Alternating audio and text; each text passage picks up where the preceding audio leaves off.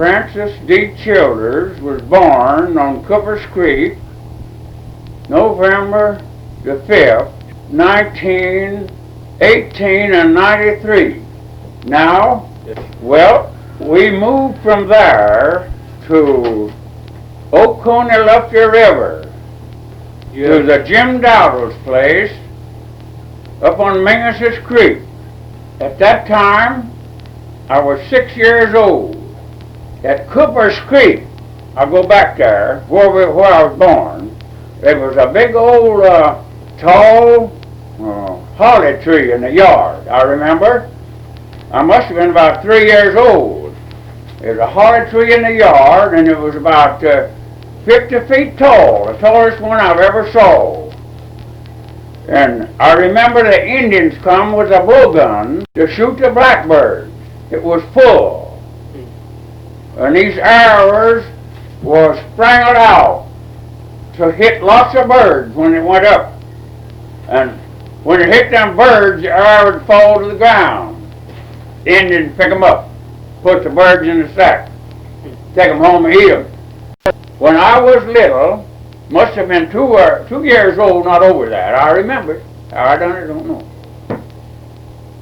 Ma and Pa had a bay mare, and we took that mare, they did. Oh, it was carrying me. I remember I was rocked up. We took that bay mare and went across the mountain from up Lufty River and across that mountain through the Indian Gap. That's the way we went. I know right where it is. I got a picture of it.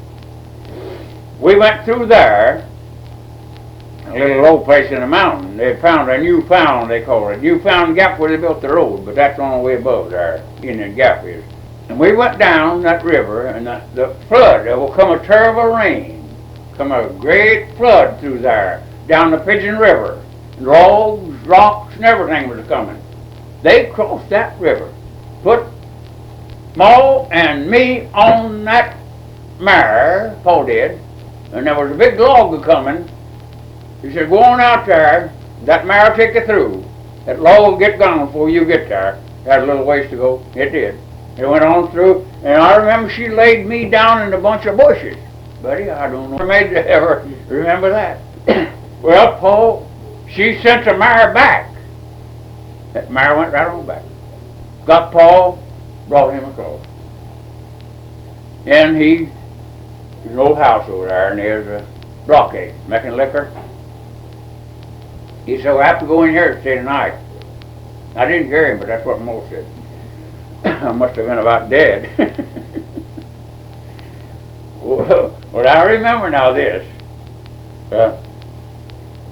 We went in. Now, these was man of man, buddy. They were no joker. They was laying in the bed and everywhere sitting around, but them big rifles was right there, sticking up. I remember seeing that. Now, how could I remember that age? Must have been so much of strain, so much of thing that just branded in there. About 2 years old, I couldn't have been over that. They was carrying me.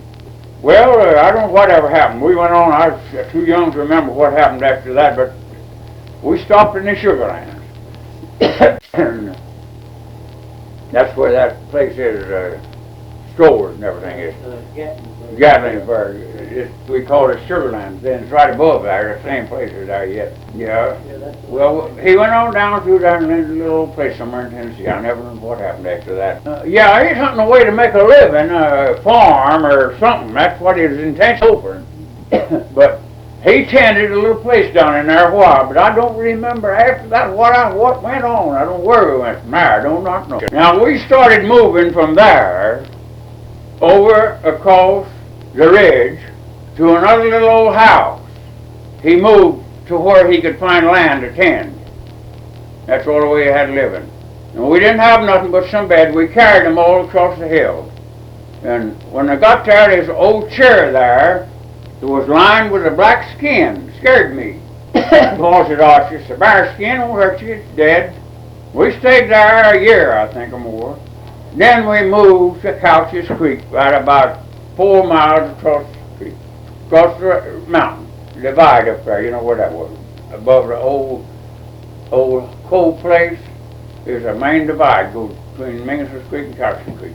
And we carried the stuff, what little we had in there, and holed up in that log cabin.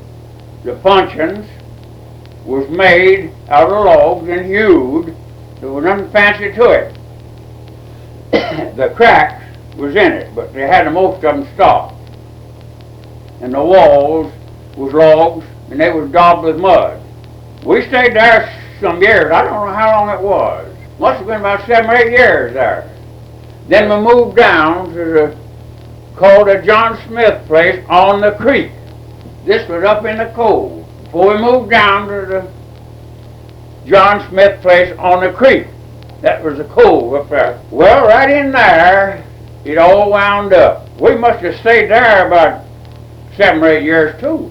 Yeah, we done all the logging out of the cove, where down to the John Smith place, where the sawmill sat right over there in that little flat place.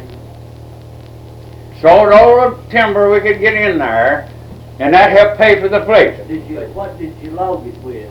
Bulls. We had 2 yokes of bulls. The first ones was Bob and Baldy, and the next ones we got was Doc and Jared.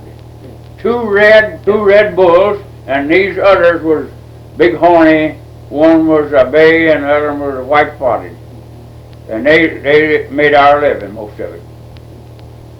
We rented the sawmill.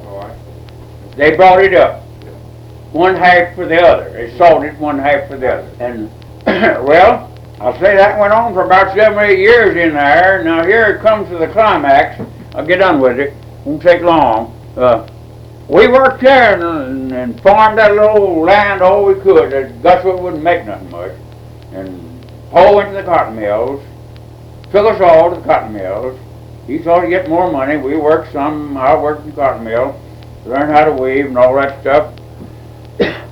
And he stayed there a while, a year or two. He didn't stay long. Come right back to the mountains again, back to the old John Smith place.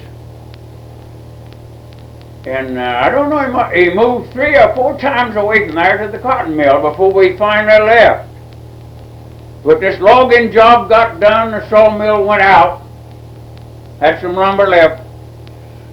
They hauled it in to Whittier on wagons, that 30 miles. When we started making molasses in the fall of the year, the cane had to be cut and the heads cut off and piled up and get ready to take it to a little ways, maybe 300 or 400 yards to the mill where to the cane mill where we had it set up, and have it all piled up so it wouldn't be no trouble to get when they started the cane mill. We don't stop it. Start making molasses, we had to make them. Yeah. And so we'd get the cane all ready and pile it up next to the cane mill. Enough to do while we was grinding enough juice to make so many runs, making 2 runs. Had a big furnace built, long furnace. It was 10 feet or 12 long. And a big boiler set on that. And the grinded juice. And I was brought out at 4 o'clock in the morning. And Jack Frost, I remember, was that high, and I pushed it down with my bare feet. Drive them mules around, or that bull around the cane mill. And they made the molasses. They'd get the juice and pour it in the boiler and cook it and get it a certain temperature with the little instrument they had to pour it out and watch it, see when it got thick enough.